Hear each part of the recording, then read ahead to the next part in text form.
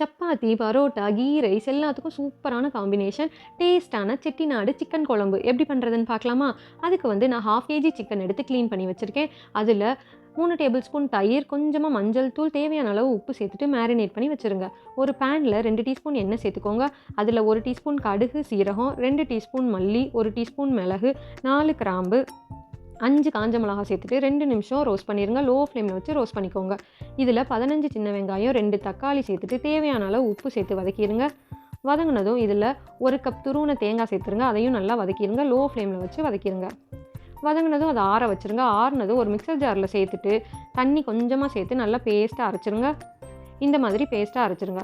குழம்பு பண்ணுறதுக்கு ஒரு பேனில் 3 டேபிள் ஸ்பூன் எண்ணெய் சேர்த்துட்டு அதில் பிரியாணி இலை, பட்டை, ஒரு ஏலக்காய் சேர்த்துக்கோங்க.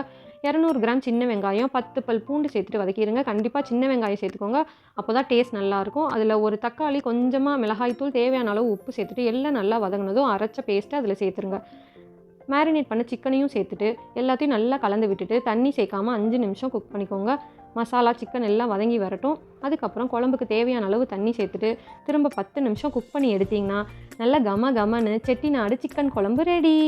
மசாலா எல்லாம் ரோஸ்ட் பண்ணி அரைக்கிறனால டேஸ்ட்டு சூப்பராக இருக்கும். நீங்கள் எப்படி சிக்கன் குழம்பு பண்ணுவீங்கன்னு கமெண்ட் பண்ணுங்கள். இதே மாதிரியும் ட்ரை பண்ணி பாருங்கள். Happy cooking, happy plate.